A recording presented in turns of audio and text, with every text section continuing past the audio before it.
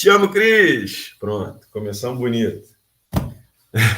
Ela me perguntou, pastor, mas e essa lei da semeadura, o que você acha disso? E tem isso, né? A gente foi criado nesse ambiente de igreja, esse ambiente de religiosidade, que usa desse texto para colocar na nossa cabeça essa ideia de uma justiça de reciprocidade, de uma reciprocidade formal, de que naquilo que a gente faz é aquilo que a gente vai receber, de que aquilo que a gente dá é aquilo que a gente recebe. Eu me lembro quando um dos pensamentos, uma das cenas que me vem na cabeça é do Silas Malafaia. Tem um vídeo que correu muito esses últimos tempos, dele fazendo na campanha de semeadura, porque ele diz, olha, você tem que plantar, você tem que colocar essa semente, coloca um aluguel seu e você vai ver como na sua vida financeira vai acontecer isso, isso, isso. Ah, mas você não tem dinheiro para aluguel? Pô, coloca então tantos reais. Ah, mas você não tem dinheiro nenhum? Pô, pede emprestado. Você começa a perceber, a gente começa a perceber que esse princípio ele é usado com uma finalidade muito específica e muito maliciosa, que é justamente levar a gente a essa crença de que o nosso esforço, de que a nossa dedicação, de que o bem que a gente faz, de que o amor que a gente entrega, de que o material que a gente coloca está carimbado, de que ele vai voltar para nós. Aí começa multiplicado, enfim. Mas vai ter esse uso maligno. Esse uso maligno que nos ilude, que ilude um povo que anseia por oportunidade, anseia, desesperado por uma saída, e vê nessa resposta mística talvez a última esperança. Em muitos, para mim, casos claros de um tremendo estelionato. Assim. O Alanzinho, depois eu vou olhar com calma a tua mensagem. Deixa eu... Isso, eu concordo. Eu concordo. E a gente vai chegar lá. A gente vai chegar lá, Alanzinho. Então, assim, peguei esse texto e fui ler com ela, como eu li com vocês agora. E a pergunta que eu fiz para ela é a seguinte. Aliás, eu falei com ela, minha irmã, eu não vou te responder. Vamos responder juntos, vamos pensar juntos. Que eu acho que isso é uma das coisas muito importantes que uma igreja precisa fazer, que nós, graças a Deus, fazemos. Aqui ninguém está atrás de um guru. Aqui a gente prega pela emancipação. Cada um de nós aqui tem essa capacidade linda de ter uma mente, de buscar na palavra, de buscar em Jesus, de ter um relacionamento. Não tem mais véu que nos separe. Para quem então que eu preciso de alguém que me diga o que é? Então vamos buscar junto nós dois, vamos ler juntos nós dois. E quando a gente lê juntos, nós todos aqui, quando nós juntos lemos isso, eu pergunto para vocês, é sobre isso que esse texto está falando? É sobre isso que Gálatas 6 fala? Porque não é o que me parece. Eu pedi, eu sublinhei, inclusive, né, o trecho, mentalmente aqui. Porque o que semeia na sua carne, da carne ceifará a corrupção. Mas o que semeia no espírito, do espírito ceifará a vida eterna. Do que é que a gente está falando?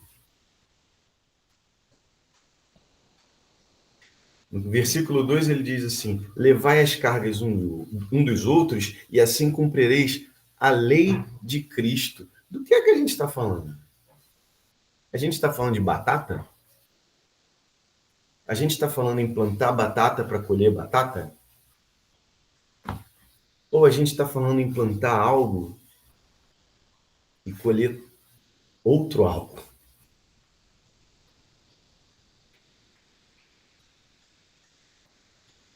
Eu, eu penso, para mim, eu falei para ela e digo a vocês assim, não com a menor das intenções, aliás, menor não, intenção zero de tentar doutrinar alguém aqui no que a minha espiritualidade, do que a minha identidade religiosa, espiritualmente falando, crê.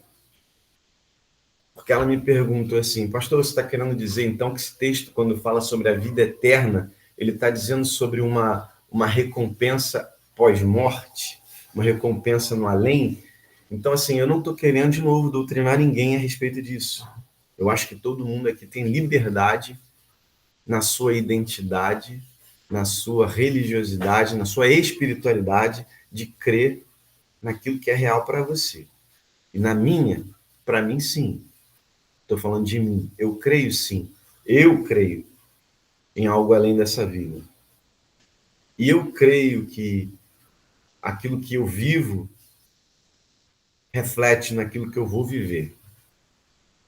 É meu. Sim, quem concorda, ok. Quem não concorda, ok. Mas esse texto vai além, assim, porque quando a gente fala de vida eterna e quando a gente fala da lei de Cristo, a gente pode trazer para um conceito e deve trazer para um conceito agora, um conceito já. Esse bem que a gente faz, esse amor que a gente dá, aquilo que a gente doa para o outro, não vai ser colhido só lá. Ele é colhido aqui e agora, sim, mas talvez não seja exatamente da maneira como a gente foi a isso doutrinado a esperar. Talvez seja de uma maneira ainda mais bonita, mais profunda, mais rica.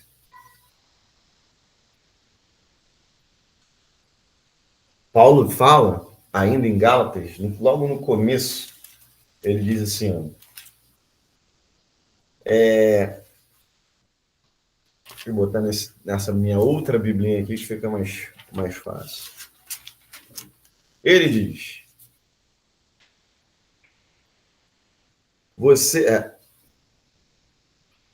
irmãos, quero que saibam que o evangelho por mim anunciado não é de origem humana. Não o recebi de pessoa alguma, nem me foi ele ensinado. Ao contrário, eu recebi de Jesus Cristo por revelação. Paulo diz isso no início de Gálatas. Então a gente está falando, como ele disse depois, na lei de Cristo, que ele recebeu por revelação. Então a gente está falando de Jesus Cristo, que é o centro da nossa fé aqui, que é o centro de tudo que a gente está conversando. Então a gente tem que entender Jesus Cristo para entender o que é essa lei da semeadura, para entender se de fato a gente deve esperar algo nessa mesma medida, da maneira como a gente espera, ou se a gente está falando de alguma outra coisa. E Jesus, nos evangelhos, ele dá inúmeros exemplos do que é essa justiça. A justiça que deve bater forte no nosso coração. Esse anseio que a gente tem que ter no que diz respeito ao dar. Um exemplo para começo. João 13. Pô, todo mundo conhece João 13. Mas vamos ler, porque é sempre bom.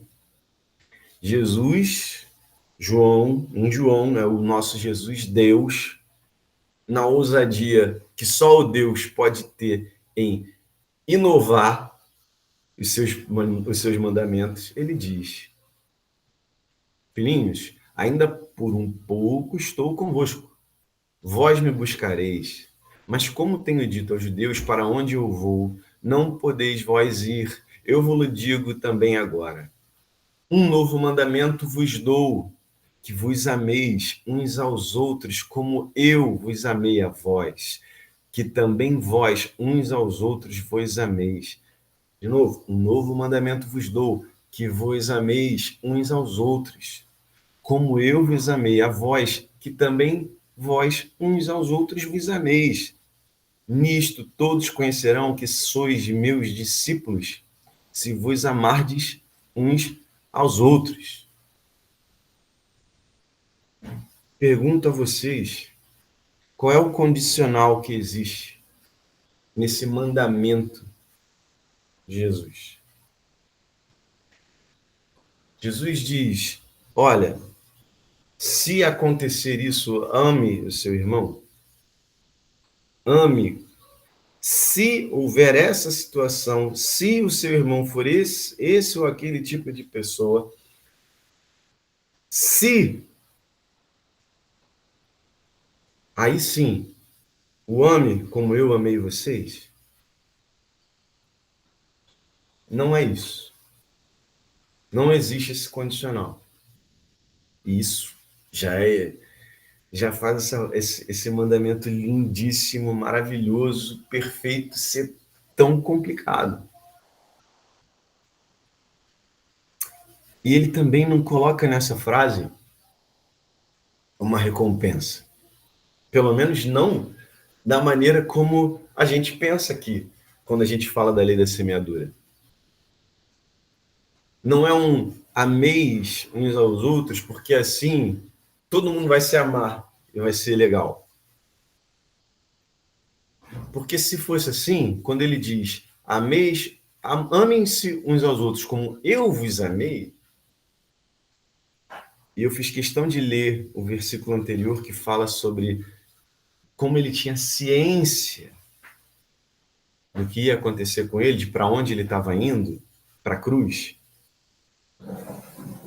Ele tem ciência também do significado daquilo que ele está pedindo para os seus discípulos.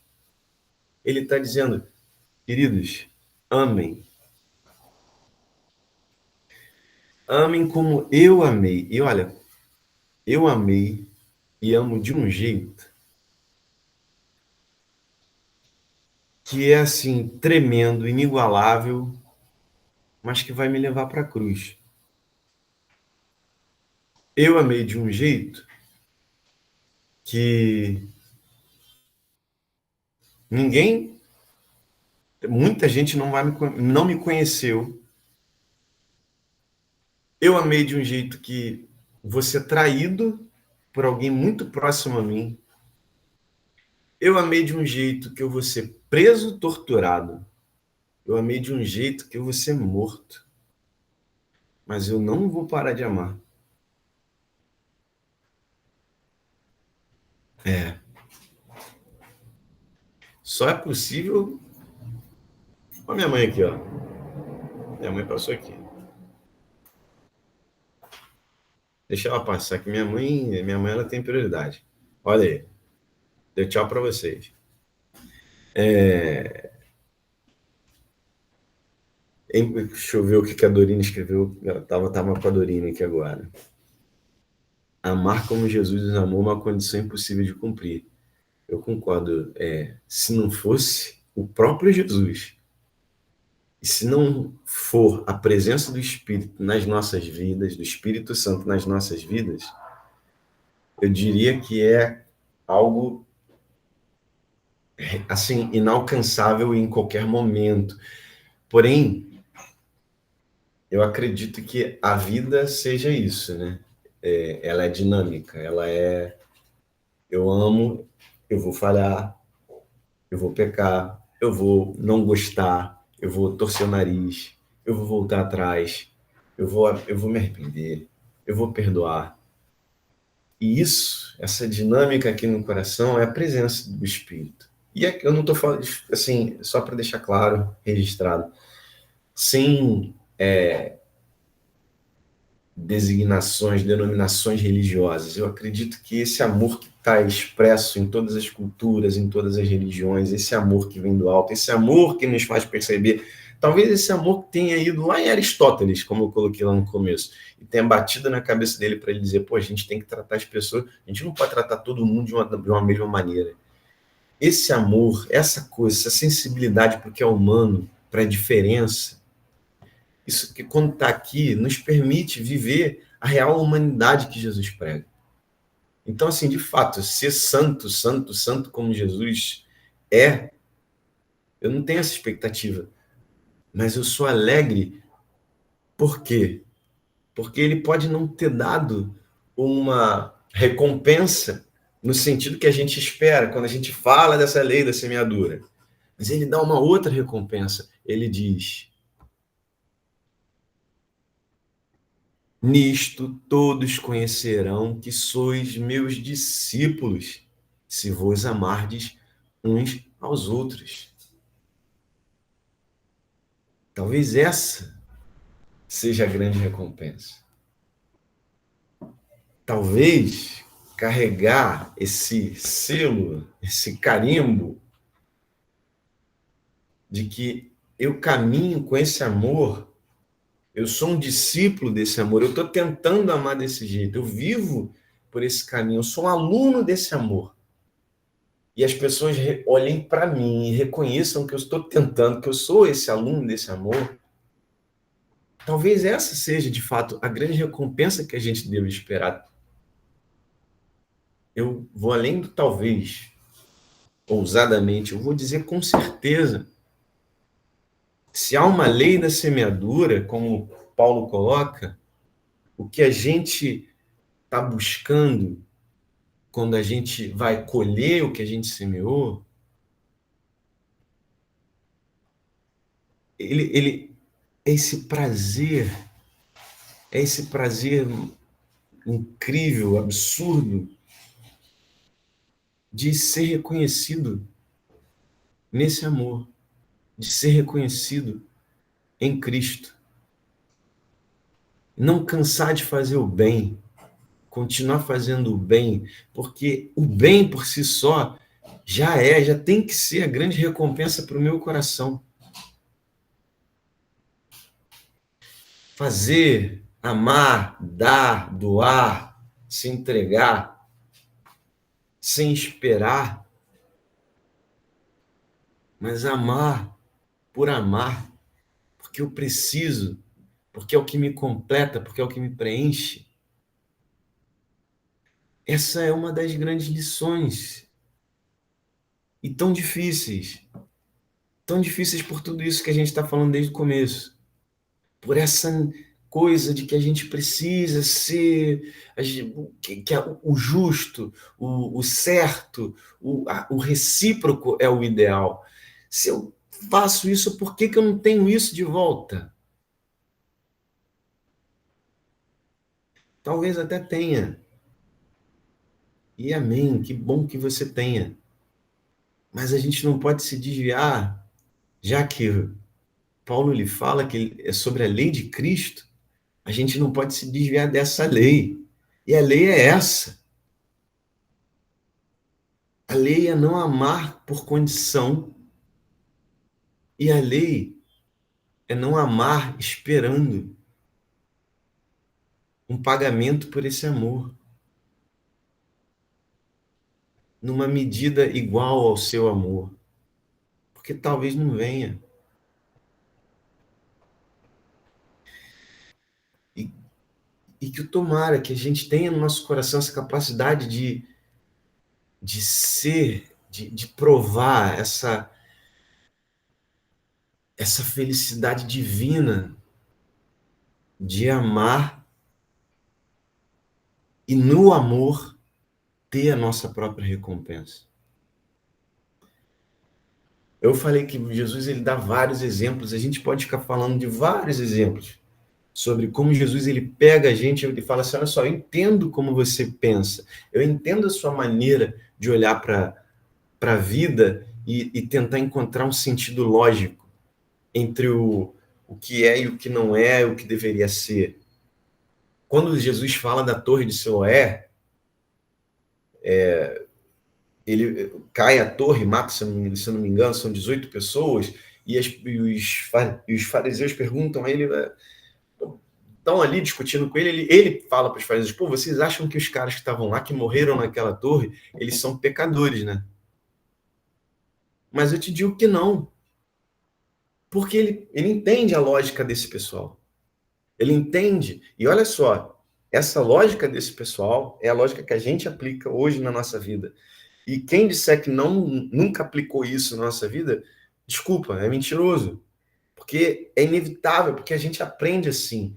É mais forte do que nós, a gente luta com isso. O espírito dentro de nós até nos impede de pensar nisso. Mas quando acontece alguma coisa, vem aquele pensamento de, pô, alguma coisa esse cara aprontou. E não, Jesus falou, não é assim que funciona. Não é assim que o mundo, aliás, é assim que o mundo pensa, mas não é assim a justiça que eu prego. Não é assim os olhos que eu quero que você tenha. As coisas não são dessa maneira.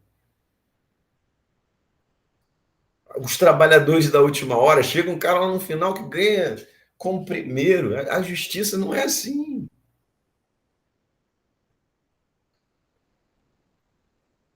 As coisas não são dessa forma.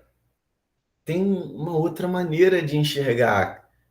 E Jesus, ele pede isso a nós. Ele pede que a gente olhe a justiça, inclusive, de um outro jeito. A justiça que a gente gostaria que fosse aplicada a nós. Ele pede que a gente olhe de outra maneira. Não formal, não matemática, hermeticamente fechada e aritmética. Não 2 dividido por 2 dá 1, 1. Não é assim. Não é questão de infelizmente ou felizmente, mas não é assim.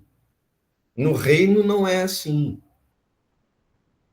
No reino é uma justiça material. No reino é uma justiça dinâmica. No reino é uma justiça de vida. No reino, por exemplo, eu estava lendo o Boff, e ele fala algo sobre, mais ou menos em relação a isso. Quando ele fala sobre a natureza. O bem que você faz, preservando, por exemplo, a natureza, você está esperando o quê? Que você vai ganhar o quê? Uma medalha? Que você vai ganhar? Né? Você vai ganhar o quê, cara? O Capitão Planeta vai chegar na tua porta e vai falar, pô, joinha. Não! Mas não canse de fazer esse bem, porque esse bem vai voltar sim, mas pode não voltar para você, mas vai voltar para gerações que virão, para os seus netos, para os seus filhos. Sabe? O amor que você planta pode não voltar diretamente para você, mas eu vou dar um exemplo lindo, lindo, lindo que a gente teve na semana passada. Quem teve na nossa reunião presencial. Inclusive, muitos de vocês aqui talvez já estejam empenhados nessa missão junto com a gente, que é a história da nossa irmã, Adriana, e do filho dela, o Gabriel. E a gente está tentando, de todas as formas, garantir uma casa para eles. Quem não conhece o Gabriel, procura depois. É uma criança, sim, especial demais, assim, maravilhosa. Ele pegava na minha mão, ele me levava para ver o cachorro, ele dançava comigo, ele levantava a mão na hora do louvor. É uma alegria e beijava a mãe. Ele tem muitas dificuldades, meus irmãos. Muitas dificuldades. Os dois passam por muitas dificuldades. É um menino. Eu não lembro todo o diagnóstico dele, mas assim, é um menino que tem muitas limitações. E assim, talvez você tenha, ou quem mais tenha vivido a experiência, sabe, de ter ido lá no nosso encontro, a gente dá amor, a gente faz, a gente dá amor para o nosso colega de trabalho, a gente dá amor para os nossos filhos, a gente dá amor. E de repente a gente fica nessa expectativa de ter esse amor em retorno. E aí o amor não vem em retorno e você fica, cara, que frustrante, tem algo errado. Essa lei que estão falando não faz sentido. Mas você, meu querido, você, minha querida, você semeou no Espírito. E o Espírito volta. E eu não tenho a menor dúvida de que quando eu estava lá e eu vi o Gabriel dançando, brincando, cantando, eu vejo ali o que eu colho no Espírito. O que eu planto no Espírito, eu colho no Espírito. É algo que me preenche, é algo que me dá uma alegria absurda. É algo que dá sentido para a vida. Vida eterna. Eternidade não tem fim, eternidade não tem começo, eternidade ela pode existir num agora. Aquele momento que é, sabe aquele topão, eu falei isso para a Cris, aquele topão com o dedinho mindinho no pé da mesa, que dói, que parece que não vai acabar nunca, dói uma eternidade, é um segundo que nunca acaba, que, sabe? Mas existe isso também no amor. É um lugar que é uma coisa que não começa e uma coisa que não acaba, é uma coisa que explode de repente, sabe? Quando você bate de frente com o Gabriel e vê ele sorrindo. Quando você ouve, de Ensina. repente, quando a gente abriu o microfone, Tamares, de repente, quando a Tamares abriu o microfone e foi contar pra gente alguma coisa bacana pro dia dela, do final de semana dela, isso vai dar um. Ela falou, filha, sabe? Pá, de repente é isso que você plantou no espírito só de ouvir uma palavra, só de ver uma imagem, só de vivenciar um momento. Tranquilo, Tamares, tranquilo. Mas vai ser aquilo que vai queimar o seu coração pela eternidade e vai te preencher e vai te dar sentido e vai fazer a sua vida inteira valer a pena. Então, terminando esse longo discurso, desculpa aí por me exceder, mas eu queria trazer isso porque foi o que esse papo com a Cris me trouxe, sabe? Me fez pensar muito ao longo da semana. Eu tive conversa com outras pessoas sobre outras situações e que era incrível como eu ia encaixando, sabe? Dentro desse pensamento, dentro dessa lógica e dentro disso, como a gente perde, como essa lógica dessa lei da semeadura do Silas Malafaia nos faz perder a sensibilidade para talvez, de fato, uma lei da semeadura no espírito que nos puxa para fazer o bem incansavelmente, tira a nossa sensibilidade para perceber na lei de Cristo que não tem condicional e não tem um retorno material assim, né? Mas ele faz a gente perder a sensibilidade para esse retorno maior, esse retorno que é imediato, esse retorno que é nele mesmo, que o fruto já está no próprio semear, que o que você colhe já está no teu próprio semear, que o amor que você dá já é aquilo que você precisa receber aqui dentro, entende? Não estou falando receber do outro, mas é isso, sabe? Que esquenta você, que faz seu coração bater, que faz a sua vida valer. Sem se comparar, sem a necessidade de viver preso ao outro, na expectativa do outro, da necessidade do outro. Mas a sua ligação com você, com seu coração, com essa ligação direta que Cristo te garantiu a Deus. Eu não sei, irmãos e irmãs, se tem alguém aqui que sente essa frustração às vezes, sabe? De amar um filho e, puxa vida, meu filho não me ama como eu amo. Que amam um colega de trabalho que ama no melhor sentido, não estou falando, eu estou falando do amor ágape, eu estou falando do amor de amizade também, o filéu, estou falando desse amor, sabe? Estou falando E você ama, você quer cuidar, você quer ajudar, você quer ver a pessoa crescer e essa pessoa não devolve isso para você. Talvez, talvez não, certamente, o que eu digo para vocês é isso. Como alguém que eu confesso, eu me abro aqui para vocês, antes de abrir o microfone para vocês partilharem, alguém que ama e volta e meia percebe que não é amado da mesma forma, por N motivos, assim, as duas pessoas assim mais importantes da vida e a gente tem que ter paciência, a gente tem que ter a longanimidade do fruto do espírito de crer que um dia tudo vai se resolver, de que as coisas vão se alinhar, de que como o pai da parábola um dia o filho volta. Mas irmão, irmã, não é sobre isso. Se a gente quer mesmo falar sobre lei de semeadura aqui, princípio da semeadura, não é esperando esse retorno, essa reciprocidade dessa forma, mas é acreditando no bem, no amor que ele traz para você no exato momento em que você faz.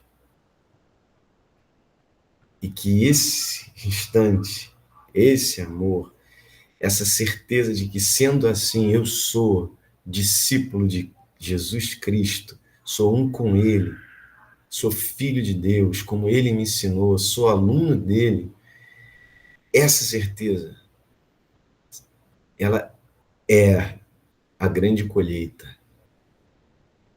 Ela é a chama que arde. Ela tem que ser. Isso nos liberta, inclusive.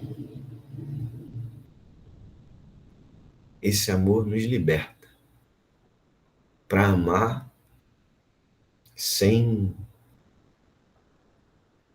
sem essa expectativa de reciprocidade que às vezes não vem. Mas em Deus vem. Eu, como disse, creio em Deus lá, mas creio também em Deus aqui, que Ele aqui dentro, Ele já faz nascer, Ele já coloca o fruto aqui na hora. E em todas as histórias que a gente puder mudar, tudo que a gente puder consertar, toda a cor que a gente puder trazer para um mundo cinza, a gente pode ter essa sensibilidade, essa certeza de que ali a gente está colhendo. Se a gente estiver aplicando esse princípio na maneira, como Paulo diz, espiritual, a gente consegue colher, a gente consegue extrair de lá o maior de todos os prêmios, essa alegria, esse amor, essa certeza de que estamos mudando a vida do Gabriel, estamos mudando a vida da Adriana, mudamos a vida de todos nós aqui, e eles estão mudando as nossas vidas. Heleno está mudando a vida do Jean, Jean está mudando a vida do Heleno. A Isabelle já falou aqui que ia voltar a cantar. Cara, isso tudo é o bem que a gente faz, isso tudo é Deus agindo, isso tudo é o Espírito que está correndo entre nós. Se alguém sente essa frustração que eu falei agora, eu te entendo, eu te respeito, eu vivo com ela, inclusive. Mas assim como eu peço para mim, eu peço para você. Que o Espírito Santo abra os nossos olhos, nossa mente, nosso coração, para a gente não perder em momento algum essa sensibilidade, essa oportunidade de perceber no outro, em outros lugares, em outros cantos, em outros amores, o reflexo daquilo que você semeou, daquilo que você plantou. E não faça e principalmente isso, não tire de nós essa certeza de que o semear do amor em si já é o fruto que a gente busca. Já é ele que nos alimenta e que nos enche, nos faz bem. É o bem que a gente faz que nos faz bem. Acho que era isso que eu queria dizer. Falei para um caramba. Peço perdão se exagerei no domingo de vocês. Mas é que a culpa disso é de Cris. Então, se alguém ficou chateado, depois entra em contato com ela. Ele diz, ô Cris, pô, ficar fazendo essas perguntas pro pastor para ele ficar pirando aí domingo de manhã, gente? Ah, para com isso. É isso, gente. Então, muito obrigado por ouvir. Oro por vocês e oro por mim nesse sentido. Que a gente seja sempre aberto a isso. A essa certeza de que esse semear é o fruto que a gente busca. Amém. E quem quiser conversar, quem quiser levantar a mãozinha, falar o que entrou,